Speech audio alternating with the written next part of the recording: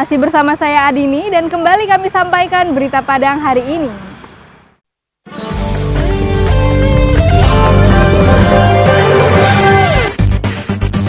Anjungan tunai mandiri atau mesin ATM di sebuah minimarket yang terletak di Simpang Jati, pusat kota Pariaman, Kamis subuh dibobol maling. Pelaku membobol mesin ATM tersebut dengan menggunakan mesin las. Diperkirakan uang sebanyak 200 juta rupiah yang ada di dalam mesin ATM raib dibawa pelaku. Kabupaten Kepulauan Mentawai dalam waktu dekat ini akan memiliki bandara yang presentatif. Tahun ini juga pemerintah dalam hal ini Kementerian Perhubungan akan memulai proyek pembangunan bandara Rokot yang baru dengan panjang landasan pacu 1.500 meter yang bisa didarati pesawat berpenumpang 70 orang. Untuk meningkatkan ketahanan pangan di Kabupaten Sijunjung, Korem 032 Wirabraja bersama pemerintah Kabupaten Sijunjung melakukan panen raya padi perdana dari hasil pupuk dekomposer BIOS 44 milik TNI.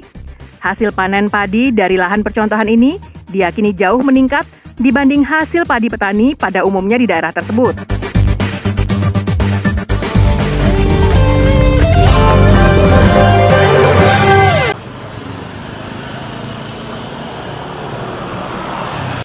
Anjungan tunai mandiri atau ATM milik salah satu bank pemerintah yang terletak di sebuah minimarket di Simpang Jati, Kecamatan Pariaman Tengah, dibobol maling. Aksi pencurian ini terjadi menjelang salat subuh Kamis dini hari. Aksi pencurian ini terjadi di saat sebagian besar warga Kota Pariaman masih tertidur pulas. Pelaku yang diperkirakan lebih dari satu orang dengan leluasa menggasak mesin ATM menggunakan mesin las untuk membuka penutup brankas serta membawa kabur isinya, yaitu uang sekitar 200 juta rupiah. Kejadian ini diketahui warga setelah melihat pintu masuk ATM terbuka. Polisi yang menerima laporan tentang peristiwa ini langsung mendatangi lokasi untuk melakukan olah TKP. Sementara pihak bank melakukan pemeriksaan pada rekaman kamera pengintai yang ada di ATM tersebut. Namun pihak bank belum bisa memberikan informasi hasil rekaman baik kepada polisi maupun awak media yang berada di lokasi. Dapatkan laporan dari masyarakat bahwasanya terdapat satu peristiwa kejadian pembobolan ATM BRI oleh orang yang tidak kita kenal di daerah Jati, yaitu di Toserba Nana. Nah, selanjutnya kemudian Kasat Reskrim beserta tim melakukan olah TKP dan selanjutnya kita melakukan langkah-langkah penyelidikan selanjutnya. Polisi saat ini masih menyelidiki kasus ini guna mengejar para pelaku. Polisi juga masih menunggu hasil rekaman kamera pengintai dari pihak bank guna mengetahui ciri-ciri pelaku pencurian. Egi Rafki melaporkan dari Pariaman.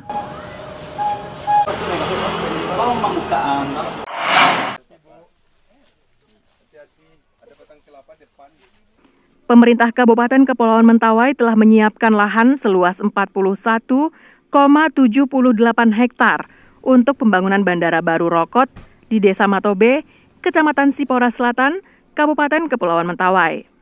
Dengan menyiapkan anggaran sebesar 547 miliar, bandara baru Rokot nantinya akan memiliki landasan pacu sepanjang 1.500 meter. Dengan landasan pacu sepanjang 1.500 tersebut, nantinya bandara Rokot akan bisa didarati pesawat dengan tipe ATR 70 atau pesawat berpenumpang sekitar 70 orang. Saat ini, panjang landasan pacu bandara Rokot hanya 800 meter dan hanya bisa didarati pesawat ringan berpenumpang 10 orang. Proyek pembangunan Bandara Rokot ini merupakan salah satu program strategis nasional yang diprioritaskan oleh pemerintah.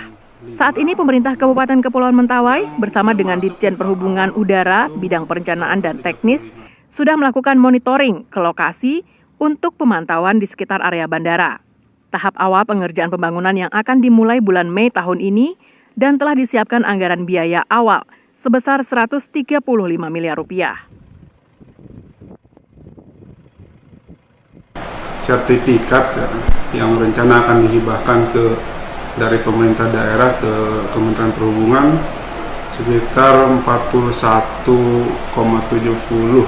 Kalau dana untuk tanah dari APBD, Kalau dana untuk pembangunan itu APBN. Total jumlah totalnya berapa semua? 547 miliar. Proyek pembangunan Bandara Baru Rokot ini diharapkan dapat mendukung pencapaian pertumbuhan ekonomi masyarakat serta peningkatan pariwisata di wilayah Kabupaten Kepulauan Mentawai. Benia Kaputra melaporkan dari Mentawai.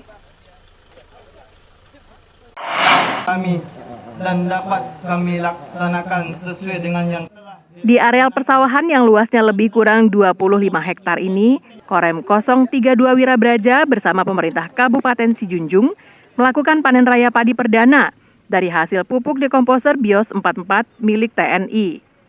Panen raya ini dilakukan oleh Danrem 032 Wirabraja, Brigjen TNI Kunto Arif Wibowo, bersama Bupati Sijunjung Yuswir Arifin dan kelompok Tani Harapan Bungo Tanjung serta masyarakat setempat di Nagari Pemuatan, Kecamatan Kupitan, Kabupaten Sijunjung.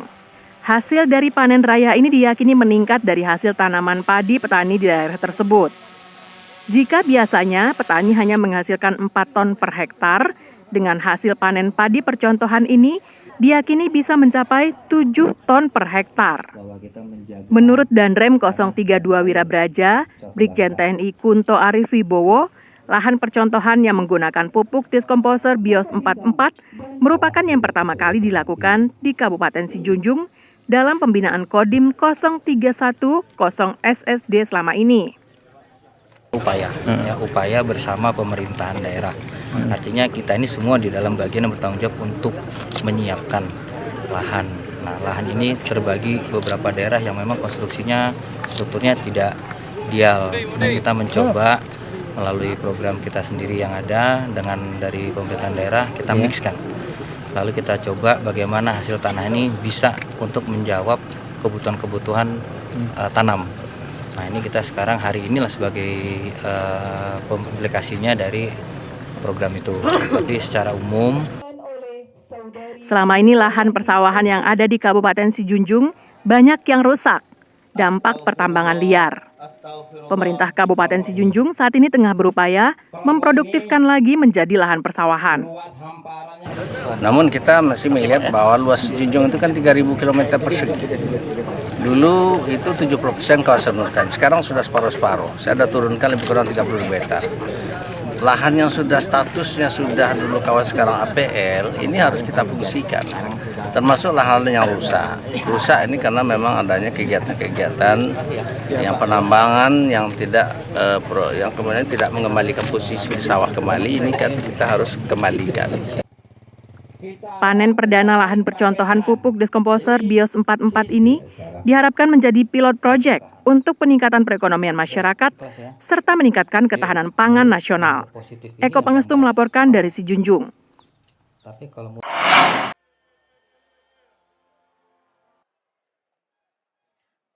Persepak bolaan di Sumatera Barat saat ini memasuki masa-masa suram. Nyaris tak ada prestasi sepak bola yang bisa dibanggakan. Semen Padang FC yang menjadi kebanggaan urang awak di kancah nasional justru tersingkir ke Liga 2 setelah terdegradasi pada musim kompetisi tahun lalu. Begitu juga halnya dengan sepak bola amatir. Kesebelasan Sumatera Barat tersingkir di ajang Porwil sehingga tak bisa berlaga di tingkat nasional pada Pekan Olahraga Nasional di Papua pada tahun ini. Agar persepak bolaan Sumatera Barat tak terpuruk, para pencinta bola kembali menggelar Minangkabau Cup, sebuah kompetisi sepak bola yang diikuti oleh lebih dari 170 kesebelasan dari kecamatan yang ada di Sumatera Barat. Pada babak pertama, ajang ini akan digelar di setiap kota dan kabupaten.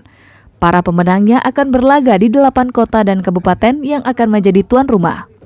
Sedangkan babak final kompetisi ini akan dilaksanakan di Kota Padang.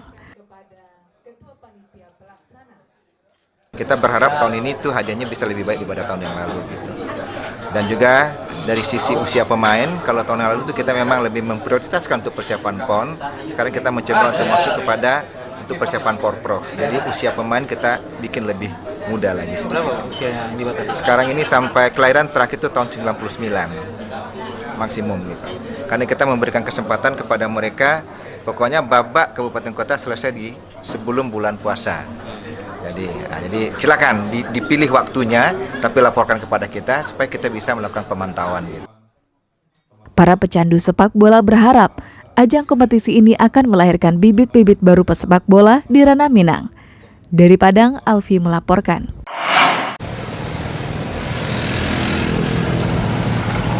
Kawasan Siteba di Kecamatan Nanggalo, Kota Padang, kini sudah padat dan ramai. Di daerah ini berdiri sebuah pasar yang diberi nama Pasar Nanggalo atau dulunya Pasar Siteba. Siteba saat ini menjadi salah satu kawasan permukiman terdapat di Kota Padang sejak komplek perumahan serta kampus-kampus berdiri di daerah ini.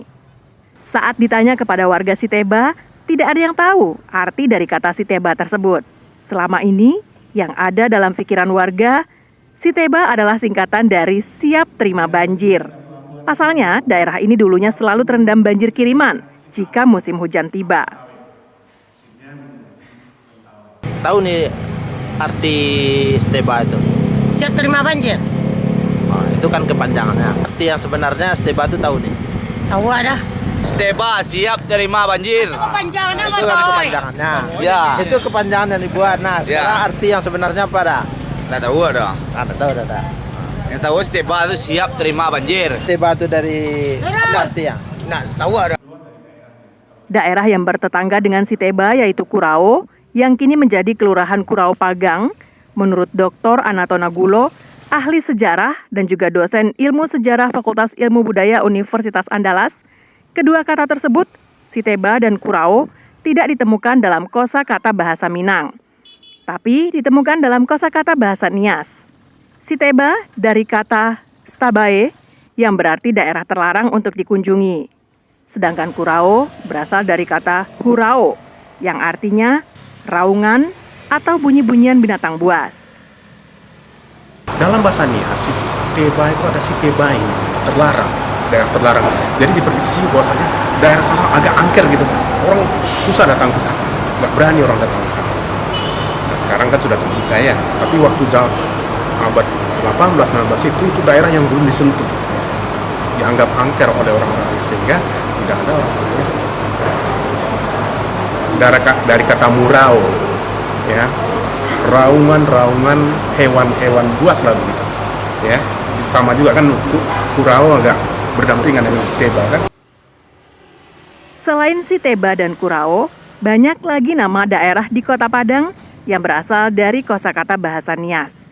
Ini juga sebagai salah satu petunjuk penduduk Kota Padang dulunya juga dihuni oleh masyarakat dari suku Nias. Arsyad Kusnadi melaporkan dari Padang.